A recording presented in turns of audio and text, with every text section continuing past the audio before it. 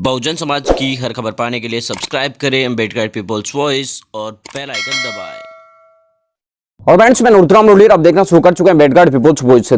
कल देर रात बड़ी खबर आई थी भारतीय सेना की तरफ से। उन्होंने जानकारी दी देश को कि हमारे देश के चीन के द्वारा किए गए हमले के कारण या झड़प के कारण कुल मिलाकर 20 हमारे देश के जवान है वो शहीद हो गए, हमारे बीच नहीं रहे। और इस खबर के सामने आने के बाद पूरे देश भर के अंदर आपको बता दें कि चीन के खिलाफ लोगों का गुस्सा है वो फूट पड़ा। आज कई जगहों पर, अलग अलग जगहों पर चीनी प्रोडक्ट और कंपनियों का बहिष्कार करने को लेकर विरोध प्रदर्शन भी हुआ। यहां तक कि इसका असर देश की राजधानी दिल्ली में भी देखने को मिला। बहुजन समाज पार्टी की राष्ट्रीय अध्यक्ष मायावती जी ने भी इस मामले में करीब 11 बजे एक ट्वीट किया और ट्वीट के माध्यम से उन्होंने भारत सरकार से मांग की कि तमाम देश एकजुट है और इस समय केंद्र सरकार जो है सभी को साथ लेकर सही तरीके से कोई एक अच्छी तरीके से कोई बड़ा ठोस कदम उठाए। बहुजन समाज पार्टी की सुप्रीमो मायावती जी ने 2 ट्वीट किए। एक ट्वीट में उन्होंने देश के जो जवान शहीद हुए उनको याद किया, दूसरे ट्वीट में उन्होंने केंद्र सरकार से मांग की कि केंद्र सरकार हमारे देश के जितने भी लोग हैं उनके साथ मिलकर मुलाकात करके उनसे बातचीत करने के बाद आराम से एक अच्छी तरीके से बड़ा फैसला ले, देश हित में कोई फैसला ले जिसके पूरी देश जनता है वो साथ खड़ी है।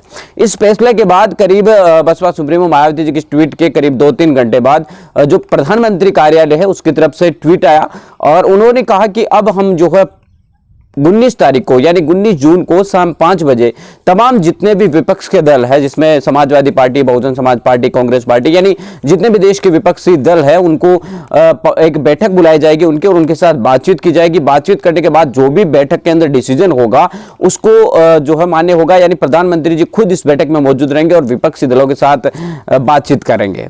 यानी कि कुल मिलाकर बहन जी ने जो सलाह प्रधानमंत्री जी को दी थी उसमें कहीं ना कहीं बहन जी की इस सलाह को प्रधानमंत्री की तरफ से माना गया। दूसरा, अखिलेश यादव ने केंद्र सरकार से मांग की है कि जितने भी कंपनियां हैं चीनी उनको बंद किया जाए। हालांकि इस मामले में अभी तक कोई ठोस कदम है देखने को नहीं मिला है। इसके अलावा खुद प्रधानमंत्री नरेंद्र मोदी भी करीब 3-4 बजे के सामने आए और उन्होंने मीडिया के सामने अपनी जो बाइट्स है वो दी। आपको बता दें कि खुद प्रधानमंत्री नरेंद्र मोदी ने जो देश को आज एक बार फिर से संबोधित किया जिसमें उन्होंने कोरोना वायरस को लेकर भी कई सारी बातें कही।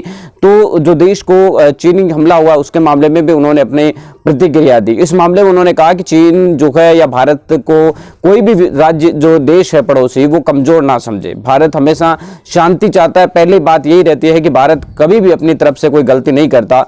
फिर भी अगर भारत को परेशान करने की, भारत पर इस तरीके के हमले की बात आती है तो भारत कभी भी चुप नहीं बैठेगा, वो यथोचित जवाब जरूर देगा। यानी कि खुद प्रधानमंत्री नरेंद्र मोदी को भी देश के सामने आकर ये बातें कहनी पड़ी।